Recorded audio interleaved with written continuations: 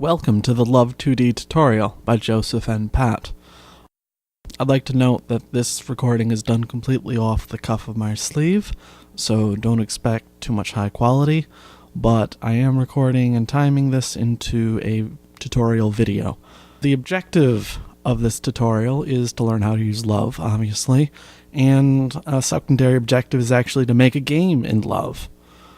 Alright, so the assumptions we have here is that you either have Love 0.7.2 or you have Love 0.8.0. Now you need to have these installed, Windows, OS X, or Linux, take your pick. If you need help installing that, just visit love2d.org or, check the IRC channels or whatever. You'll find most of the answers in the forums, on the wiki, or through the people. They're all lovely people. Anyway, you need to be familiar with Lua 5.1. Specifically, that's the version that was compiled into Love 2D for the current version 0.7.2 and the upcoming version 0.8.0. You need to be familiar with some form of code editor. I programmed this using gedit and Nano, so it was relatively straightforward. The next thing is you're going to have the game assets or a way to make them. I made all my images in GIMP. I took the old images from the old Nintendo game 1942 and I just remanipulated them, modified the index, and switched them into a 4-color palette in that very similar to the Game Boy. As for Audacity, that's a free audio editor and recorder, and you can read, I'm sure. But the real point is you can use this to convert audio files from MP3 to OGG. It's important to mention that only because OGG is one of the best audio types to use with Love 2D. One last assumption is that you're running Linux. I wrote this entire tutorial in Linux using Linux software, blah-de-da, but the real point is that some things might not translate perfectly for other operating systems. But it's assuming you can figure out how to start Love, you're not really going to have a problem. So as for recommendations, I seriously suggest that whenever you don't understand something, or you're trying to learn something, or I'm going too fast, pause the damn video. Take notes, look up the documentation in the wiki, download the slides, download all the stuff that you need, and pause. Make sure you get it. All the code is available in here in each section of this tutorial. PDF is available.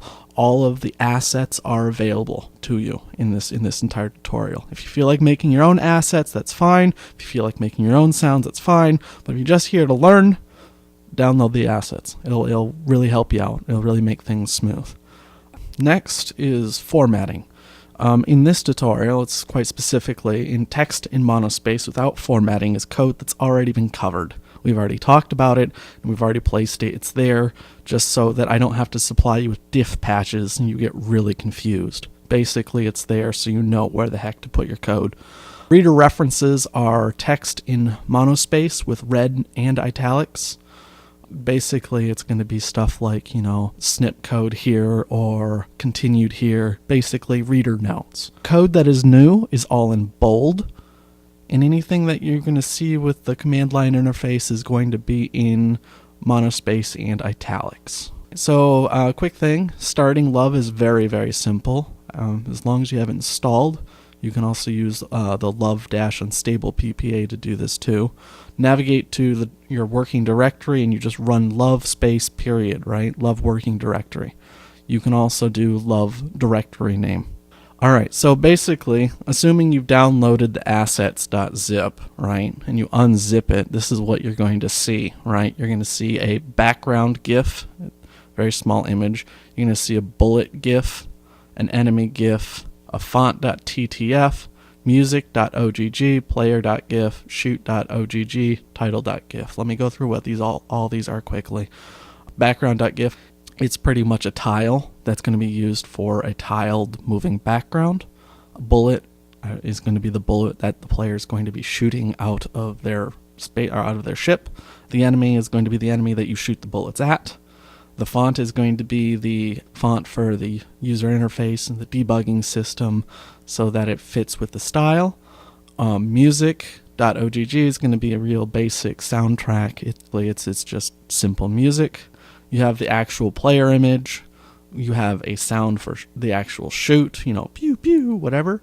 And we also have a title GIF for the splash screen. So the first section is Love, the configuration. So in Love, basically, we start out with the conf.lua. In here, we're setting a global variable called scale, and we're setting it to 4. This is going to be used all over the place. Normally, I'd put it in the main.lua, but considering the initial screen width and height use this variable, I'm going to put it in this file. All right, we have the love.conf hook that we have here, and we set the title, we set the screen width and height. The old Game Boys used a resolution of 160 by 144 pixels.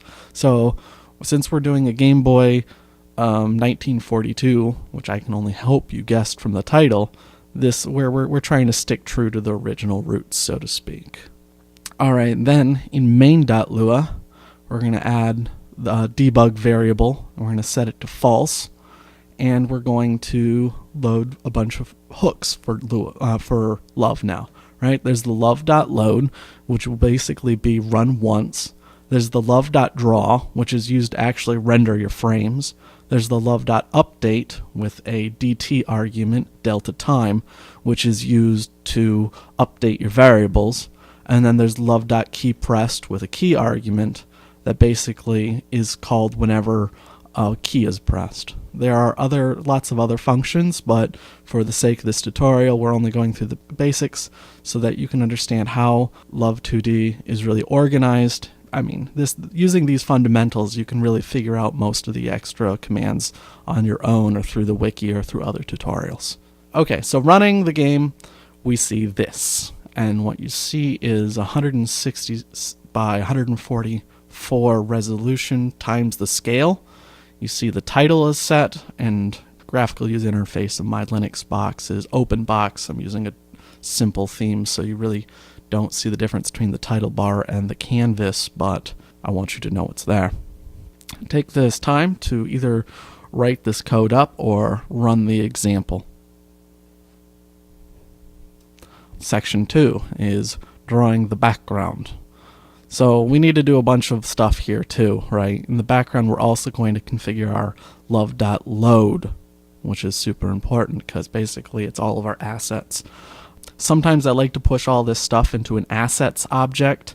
Sometimes I push it into the subclasses object or whatever. But in this case, we're just going to push all this stuff into global variables just so we can access them easily enough. We make a table of file names, and if you noticed earlier, they're all .gif files. So we're just going to, we don't even need the extension. Then I have the images table, which is empty.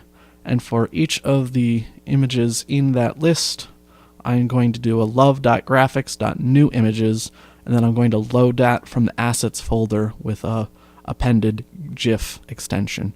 And what this does is basically I'm loading bullet, enemy, player, title, and background.gif into the images table, IMGS table, right?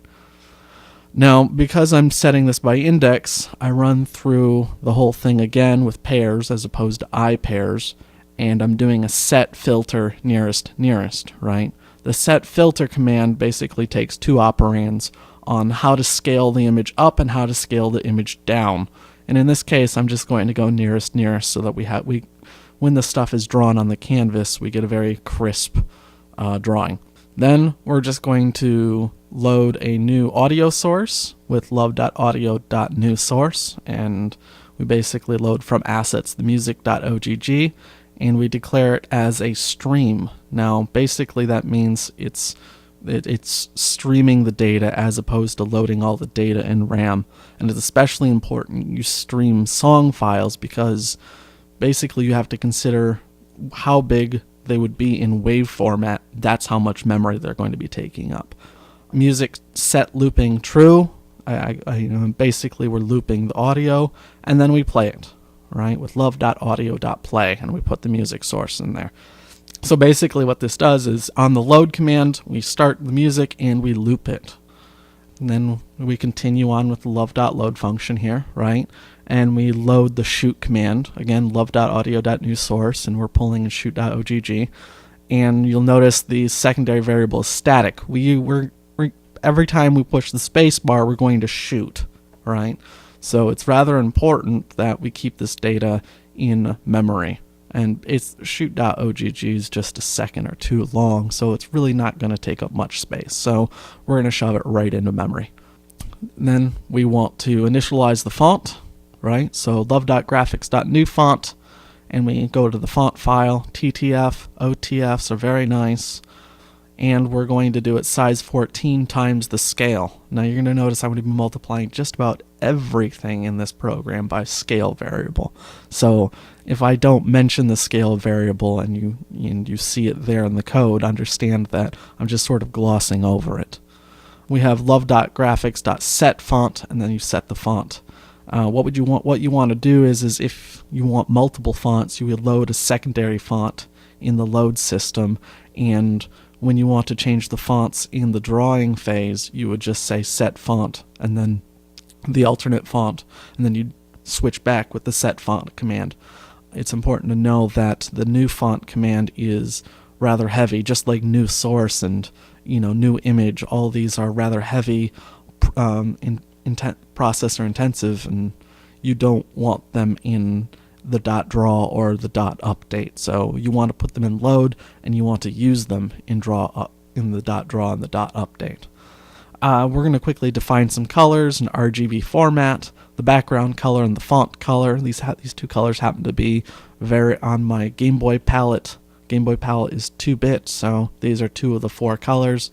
The other 2 colors are all in the GIF files. Yeah, and we're going to initialize state as splash. This really doesn't have any effect at the moment, but we'll be using it later on. In the love.draw, we're going to set the color as the background color, right? And you'll notice BG color R, BG color G, BG color B, RGB, right? And then we're going to draw a rectangle, and you can have fill or line as the first argument. Line just puts a very thin line around it, whereas fill will actually fill the object up. So rectangle, it's going to be a filled rectangle that's starting at 0, 0, and then love.graphics.getWidth returns the window width, which would be 160 times scale, and then love.graphics.getHeight would be the height of the window, which is 144 times scale. Right? So basically we're drawing a rectangle from the upper left corner to the bottom right corner. Then we set the color back to basically full opacity, which is sheer white. Then just for future use, under the love.keyPressed, we are going to say if key equals backtick, and all these this key Unicode is defined in the wiki. You can look all of these up. Basically, we're going to toggle the debug variable. If you remember, we initially set it as false. So when you run the program, you should see this. It's just rather green. Yes, green. We like green. Anyway, take a moment to get to this point. Either type the code up yourself or run section 2. Alright, so section 3 is the splash. We're going to do the splash date at this point, right? So basically our outline of splash.lua is going to look very similar to our main.lua, and we're doing this just sort of as just so we get used to the idea of using the load, draw, update, key pressed, mouse released, and all that kind of stuff. Just so we can really get used to these callbacks that Love is presenting us. So I initialized the splash object, right? The Love object was already initialized through the software, but we need to initialize splash, and we're going to shove the Love draw update with argument delta time and key pressed with the argument key into the splash object. Inside of that, right, especially the splash load, we're going to have a delta time temp variable. DT temp is what I'm going to call it. And we're going to initialize it as 0. Then under the draw section, we're going to draw the title image, right? And we're going to have it just sort of move down. We're going to have it just sort of move down to the middle and then stop, right? And what we have is basically, so we're doing love.graphics.draw, and then we have the first argument is going to be the actual image data, and then 0, so it's going to be the original x coordinate is going to be 0. And then the original y coordinate is going to be rather interesting, right? We have the delta time, right, -1, so it starts off screen, times 32, because that happens to be the height of the title image, and then we're going to multiply it by the scale, right? Basically what this means is that it's going to start exactly off the screen. It's just going to be right above the screen, and as that timer increases, it's going to move down, right? The upper left corner is 0, 0, and to the right is positive x, and downwards is positive y, right?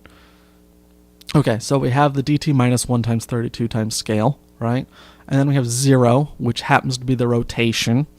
And then the two variables after that are the scale arguments, which basically scale the image for you.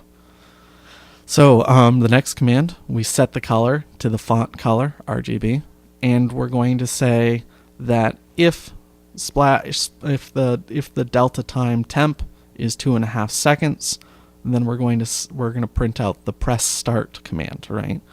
And you're probably wondering why that's not a greater than or equal to 2.5. It's because later on, basically, we will be adding the movement and saying if larger than 2.5, we're going to set it as 2.5. So it's going to stop right there in the middle of the screen, and it's just going to print, right? We're going to actually use the printf command, right? What this does is it takes a string and it will format it to the given parameters, right? So we have press start as the first argument, which is the text, and then we have the x and the y, so 0, and then 80 times the scale, right? So 80 pixels down, and then we are going to give it a formatting width of the width of the screen, and we're going to tell the printf command to center it, right? You can also, it's the justify command, and you can either center, left, right, and it'll do just what you think it does. All right, and then we're going to reset the color. If you forget to reset the color, you're going to notice a lot of your graphics are going to go weird because the set color command works on the graphics too. So finally, we're here at the splash.update with the argument of dt, delta time. The dt is basically, I mean, we haven't really talked about it because we haven't really used it, but basically every time the update command is done, right, and it's not time to update the frame, you'll run the update again. And the dt is the change in time since the last time it was run, right? So you can get really, really smooth transitions by using dt. So the first line we have is delta temp equals delta temp plus delta time, right? And that basically increments the time that we're using, right? And we're going to say if delta time is greater than 2.5 seconds, then delta temp is going to equal 2.5 seconds, which I mentioned earlier is going to stop the text right there. It's going to stop the title right in the middle of the screen. Now the splash.keyPressed with argument key, basically, if we get any key recognition on the title, we're going to be really cool about it, and we're just going to skip it, right? Because this is going to be especially annoying because when the player loses, we're going to redirect them to the splash page. So we're going to change our state to game on key pressed. Just straight out change it. Alright, then we need to actually bring the splash module into the main, right? So right under your debug and before all your functions, we're going to add the require splash. And then in the love.load, we're going to add our splash.load, right, at the end of all of our load code. In the love.draw, we're going to check the state, and if it's splash, we're going to draw the splash state, right? So if state equals splash, then splash.draw. You're going to see a lot of this, right? And then in the love.update, we're going to say state equals splash, then splash update delta time, right? So we're passing the delta time parameter to the splash update system. And you're probably asking yourself, why the hell don't you just, push all the content in the splash function into the main function? It's like, yeah, you can do that. That's not a problem. But if you're using states, or if you're doing larger projects, or you're just trying to keep, code legible, clean, and usable, trying to divide the code up into different files is, a helpful thing. And it's only going to slow you down on your load, really. It's not really going to be much of an issue. And then we have love.keyPressed. We say if state equals splash, then send the splash keyPressed key. Now you notice I don't use an else if for the key equals backtick, only because we're pretty much always in a state. So we want backtick to always work, as opposed to pushing it into an object like splash or whatever. Okay, and so we run the game, and you should see something like this, except the title will move from the top of the screen to the bottom, and the press start text should appear. Give yourself a little bit to code this up, or run the example, pause it now, and unpause it when you're ready. Alright, so section 4, the game background, right? So we're going to start writing the actual game now. I mean, it sounds like we haven't done much already, but we really have done quite a bit. So we're going to do game.lua, which you've pretty much seen before, except splash.lua. We're going to use the same outlier. We're going to create the game table, and then we're going to put load, draw, update, and keyPressed into it. And inside the load, we're going to give it a clock variable and set it to 0. Then this is going to be just basically time since the game was loaded. Maybe we'll use this variable for timing. I mean, maybe you want to use this for timing or something else, but in this case, we're going to use it for drawing the background. And then we have the game.draw. Basically, what we're going to do is we're going to draw the background tile 5 times horizontally and 6 times vertically, right? And so that's why we have for I equals 0 to 4 and for j equals -1 to 4, right? Basically, we're drawing tiles on all the space. I mean, when you do this yourself and you're not following this tutorial, you're just trying to write your own code, it's important to know that a lot of these numbers were just fiddled around with until they work. You can do everything mathematically, and you can get really nice games out of that, but in the end, when you're just trying to make something work, it's important to understand to not waste your time on all, it's not spend time on the small things and just get things to work, as long as you're not, destroying the CPU while you're doing it. Anyway, so we draw these, we're basically in the loop, in the second loop, and we do a love.graphics.draw. We're drawing the background, which is the image, right?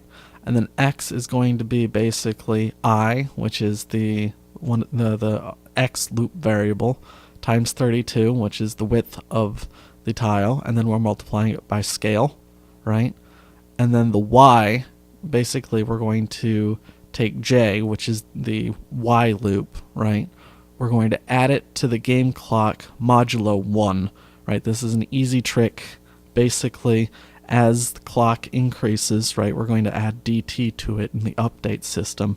As the clock increases to 1, it's going to smoothly transition from 0 to 1, right? So it's going to go 0, 0.1, blah, blah, blah, blah, 1, and then back to 0, 1, 0.1, 0.2, blah, blah, blah. And it's just going to loop like that. So, but it's going to be consistent, so it's always going to move at the same speed. So we take J and we add a very slight amount less than 1, right? Multiply that whole thing by the tile size, which is 32, and then multiply it by the scale. 0 is the rotation, and then we have the 2 scaling variables for X and Y. Then here we go have in the update, right? We update the game clock. Game clock equals game clock plus delta time. And then here we have in the splash.keyPressed, right? We used to have state equals game, right? This is in the splash, right? We need to reset all these variables every time we start the game from the splash. So we're just going to put a game.load in the splash.keyPressed, right? We're going to call that so that it basically reinitializes all the variables every time you leave the splash screen. In the main.lua, we require our game.lua, right, with the required game command. Now, we've already loaded. We also need to do an initial load in the love.load command, right? So we have game.load, and that's going to initialize all the variables when love starts. All right, and inside love.draw, we're going to add an else if clause, saying if the state is game, draw the game state. We're going to do the same thing in love.update. So we have else if state equals game, right? Update game with delta t as the argument. And we're going to do the same thing for key pressed. So else if state equals game, then game key pressed key, right? Very easy. And this is what you should have. You should be seeing tile, basically a bunch of tiles slowly moving from the top of the screen down continuously, right? We're using the modulos 1, so we know that these tiles are actually moving down and then instantaneously moving up a whole unit again. Take your time to get this to work, or code it up or whatever, and hit the pause button, and then we'll continue on to the next section. Alright, section 5. At this point, we want to get the enemies into the game now. These, you get it, they're the enemies. You're supposed to kill them. Alright, so first order of business is to initialize the enemy variables, right? So we have enemy size, which is actually going to be, you know, it's all of these images are the same width as the same height. So we're going to use a distance formula to determine if you've run into an enemy or not. It's rather simplistic. It's not bounding, but it works. It's very simple. So the size is basically just the width of the enemy image, right? We have a table that will actually contain the enemies. And then we have the enemy delta time, right? Much like the clock that we noticed earlier. And we're also going to have the enemy rate, right? The enemy delta time is going to basically say, okay, this is the current time. If it's greater than 2, reset at delta time and create an enemy. That's going to be the basic logic behind this. All right, so we have the draw command.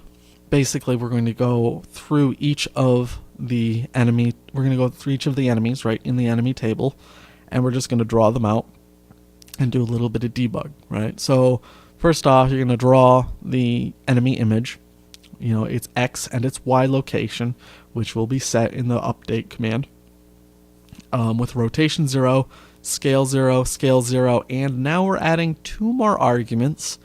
It's going to be pretty much the X and Y offset, right? So basically when the image is printed, instead of the origin being the upper left-hand corner, it's going to be the center. So we're going to give it half the enemy size in both the X and the Y offset, so that the origin is in the center of the image. The next line is basic debug. We say if debug, then we draw a circle, right? We don't use a fill, we're using a line, right? And it's going to be placed at an origin X and Y, and it's going to have a scale of basically the enemy size divided by 2, right? And multiplied by scale. Now you'll notice that when I modified the offset in the love.graphics.draw, I didn't actually multiply it by scale. And the reason behind that is that this is the offset is based on the system before the scale. So if the scale were 2 in each case and the enemy size divided by 2 was 4, it would translate to being 8. So now we have the game.update, and we have a code snip, right? So we're appending this to the end of the game.update. We're updating the enemy delta time, and we're going to say if enemy delta time is greater than enemy rate, and then this next line basically says subtract enemy rate from delta time. And basically the point behind this is so that, you know, the speed at which the enemies come out vary, because we're going to modify the enemy rate. And the next line actually modifies the enemy rate. It takes its value and it basically it subtracts 100th time the rate. So the enemy rate starts out at 0. It's going to subtract 0.02, and then as it goes down and down and down, if it hits 1, it's going to subtract 0.01 every time. And as it gets, basically we're creating a logarithmic line here to a degree, so that we can avoid having a billion enemies pop up on the screen at once. Now we're going to make a local variable that is actually the enemy object, and we're going to give it an x and a y variable.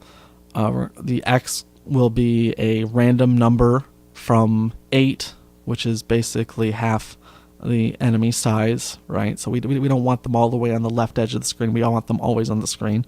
So 8 times the scale, and then the width of the screen, which is 160 minus 8, so that they're not off on the right edge, multiplied by the scale. And this will always put them on screen. Randomly place the enemy on screen. And then we have the y, and we want them to start off screen, so we're just going to push them right off the top of the screen with negative game.enemy size. And then we insert the enemy into the game.enemies, right? We continued on with the game.update. And at this point now, basically we go through each pair of the enemies, and we are going to make them move, right? So the y is going to be incremented by the delta time times 70.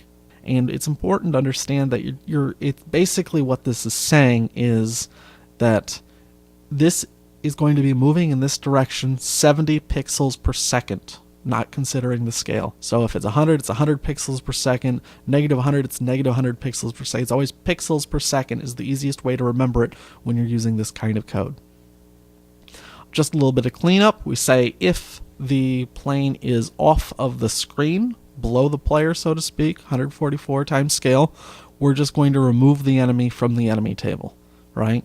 So it didn't get killed, but we're also not, filling up our memory with, we're not filling up our memory with planes flying off screen, and we're not wasting CPU cycles updating their movement.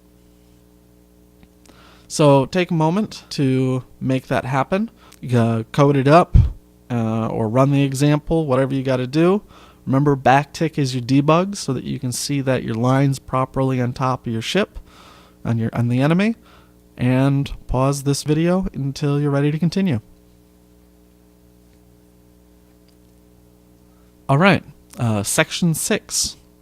We have the game. Basically, what we're going to do is we're going to finally integrate the player. I've started this as a bottom-up approach. Basically, everything that would be printed on the bottom, like the background, and then it goes to the tiled background, and then we're going to go enemies. And then basically, I'm starting from the bottom up here, just so that you see how things are being printed in order. Okay, so for the player, we're going to initialize a couple of variables, right? We're going to determine the player size. We're going to get the width off the image. And then we're going to say the player X position, which is going to be half the screen length times the scale. And then the player Y position, which is actually never going to change unless you change the scale, is going to be 144 minus 12, which happens to be half the player image size, right, times the scale. So basically, this is going to put your player in the middle of the screen at the bottom. It's going to put it in the bottom middle, right? And it's going to be just a little above so that you're always on screen. So in our draw, we're going to actually draw the player, right? We have our player image argument. We're putting it at X and Y, no rotation, scale, with an offset of the player image divided by 2. We've seen this before. We're doing this again. And then we have another debug so that you can see how basically the range of the range of the player, right? Now at this point, we're going to add an extra function to the game library, and it's going to be the distance formula. Very simple: x1, y1, x2, y2, and it's going to return mass square root. You know the formula. Rather simple. If you don't get it, look it up on Wikipedia. Pythagorean theorem. It's all that kind of stuff. Very simple. If you really want, if you're really pushing for performance, you could make this into a lookup table, but that's really overkill for this tutorial. Alright, so we have game.update, and we're going to basically, inside of checking each pair of enemies, we need to add a condition that implicates that the player has gotten too close to the enemy and they've lost the game. So we say if game.distance, and then we give it the player x and the player y variable, and then the enemy x and the enemy y variable, and then we take half of the player size, which is 12, half the enemy size, right, which is 8, and multiply it by the scale.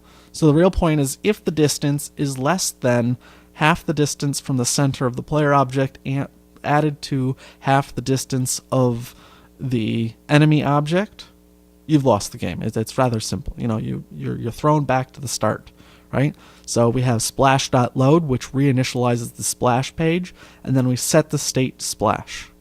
Now for the actual movement, we're going to use the love.keyboard.isDown command, right? And basically what you do is, using the key codes, you shove in whatever key you're checking, and you say if it's down, and you can use it as Boolean. So we have player x equals player x plus 100 times delta time times scale, right, which is 100 pixels per second before the scale, right? We're going to add that to x.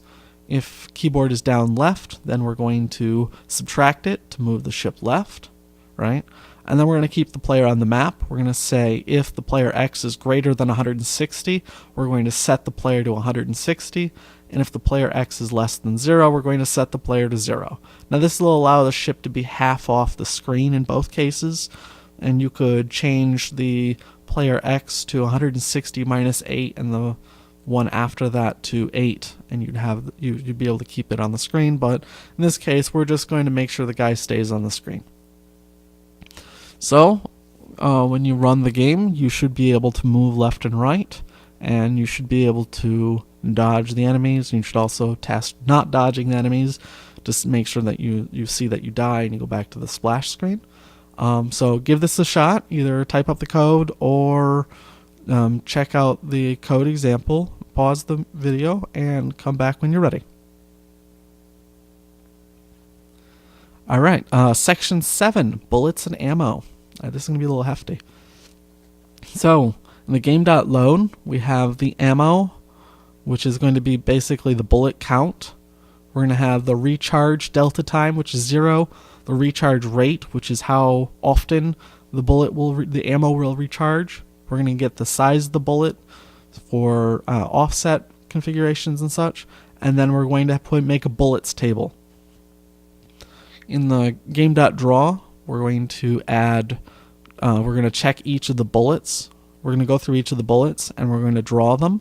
So we're going to go love.graphics.draw, and then we have the image bullet, the x and y coordinates, no rotation, the scaling, and the offset variables. And then we have our debug command so that we can see how where the bullets are supposed to be. And we have a circle with fill line, and then the XY variables, and we have the radius, which is bullet size divided by 2 times scale. Alright, now we're in the updates. So we're going to go through each of the bullets, and we're going to move them along the y-axis by negative 100 pixels, right? So we're going to shoot the bullets upwards, and we're going to say if the bullet is less than 0, if it's gone off the screen vertically, we're just going to remove it from the table. Then we're going to go through each of the enemies in the enemy table, and we're going to check to see if the distance is in range. You see we use the distance formula again with the bullet. We see the bullet V, right? And then we see the enemy V in the X and Y coordinates. And that value needs to be less than half the bullet, which is 2, plus half the enemy, which is 8, multiplied by the scale, right? Now, if it is, we want to remove the enemy from the enemies table and the bullet from the bullets table. Basically, we've killed the enemy. All right, good job.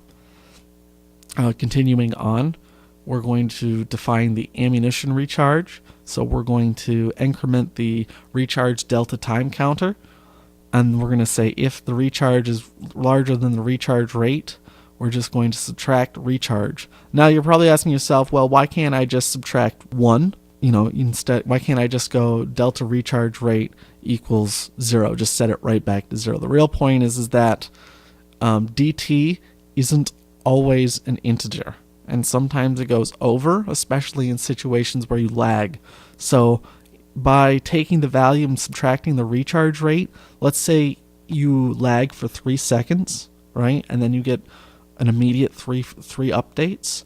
The system will replenish your ammunition in those 3 updates as opposed to only once and resetting it. So that's why I always subtract the recharge rate, the recharge delta time by the recharge rate. And this occurs, and we add a piece of ammo to the ammo, and we say if it's greater than 10, we set the variable to 10. A lot of flip flopping. It's may not be the best way to do it, but it's rather clear. And then we have the key press button. This is where we actually shoot the bullet, and we say if key equals space, and you just have to look up the key code, and game ammo is greater than 0, we have love.audio.play. If you remember the very, very beginning, we initialize the shoot audio variable, the pew pew, and we subtract a piece of ammo, and we create a bullet object, giving it an X and Y of the player location, and we shove it into the bullets table. Rather straightforward. And at this point, you should be able to have a ship that shoots bullets and destroys your enemies, and you can move left and right. And you go run the section, and make sure that you've got it. If you're coding it, that's fine. This is section 7, and we're gonna pause the video until you're ready.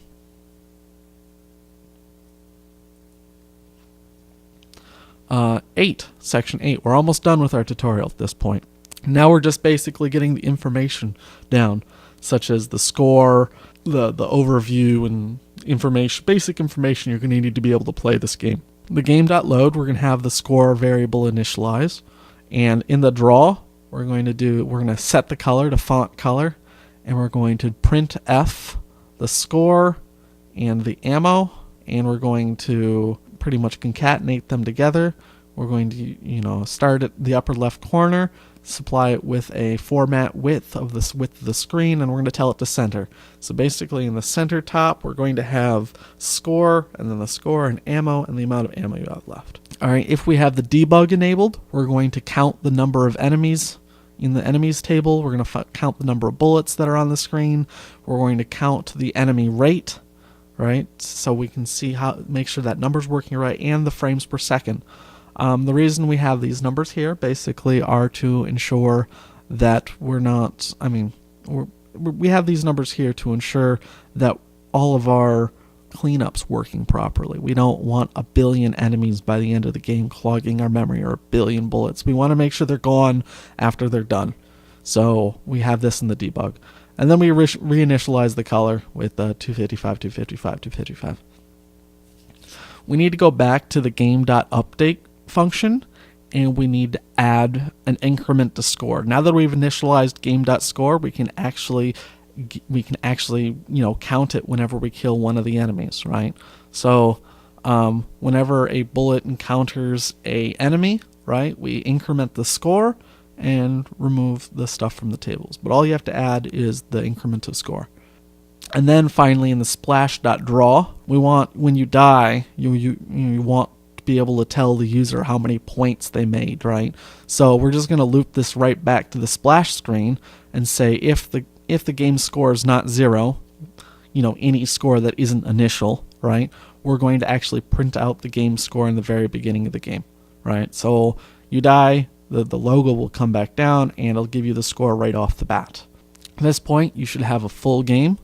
You should be able to see your score, your ammo, you should be able to see how many enemies and bullets, your enemy rate, your frames per second, and you should actually have a full and complete game. A big shout out to the IRC channel, oftc.net, and we're in the #love. The big shout out to the forums. The guys there are really nice, really great people, really great developers. Contribute what you got, make your games, have fun, right? That's what's important. Anyway, chat me up. I'm usually in the IRC channels, and I hope this tutorial was helpful. If it wasn't, I'm always happy to take critique, and I'm always looking to make this kind of stuff better so that it works out for people better.